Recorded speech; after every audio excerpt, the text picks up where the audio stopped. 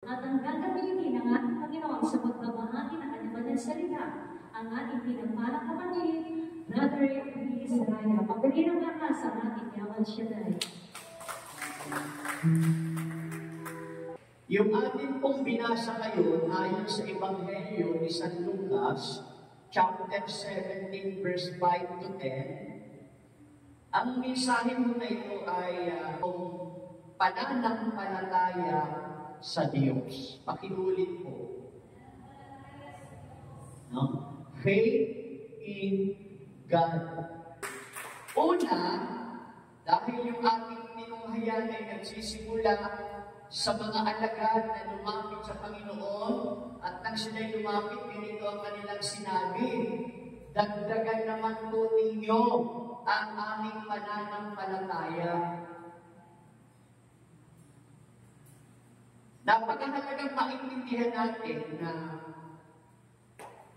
yung mga alagad ay naglilingkod na yun sa Panginoon. Kasama na nila ang Panginoon. Pero mapapansin natin, bakit nga ba ito ang kanilang hiling? Dagdagan ang kanilang pananampalataya. Humingi po ang mga apostol kay Jesus na dagdagan ang kanilang pananampalataya. Ayon po yan sa verse 5. Ipinakita nito na kahit ang mga tagasunod ay nangangailangan ng tulong upang palakasin ang kanilang pananampalataya. Ano po yung ibig sabihin ito? Now, tingnan po ninyo, ang pananampalataya ay lumalago kung ang tao ay nakikipag-ugnayan sa Diyos sa pamamagitan ng pananalangin at sa pamamagitan ng pagsamba at pakikinig ng salita ng Diyos. Yun po yung aral.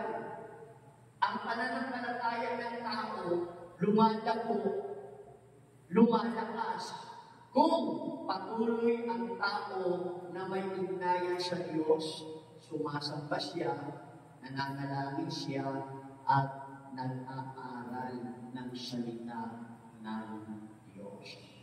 Sabi po dito sa Romans 10, verse 17, kaya't ang pananampalataya ay bunga ng pakikinig. At makakapakinig lamang kung may nangangaral tungkol kay Kristo. See? Yung pananampalataya, dumarating ito sa isang tao kung ang tao na ito ay nakinig o nakikinig ng salita ng Diyos.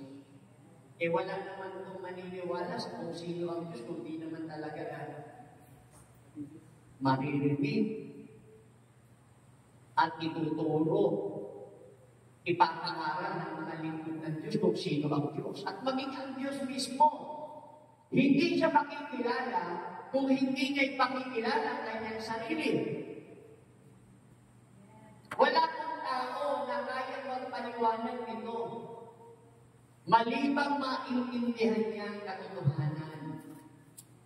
At darating sa tao ang kapalayan kung sino ang Diyos, kung patuloy siyang nakikipag-ugnayan sa Diyos, patuloy siyang dumadalangin sa Diyos, at higit sa lahat, nakikinig ng salita ng Diyos. Purihin ang Lord.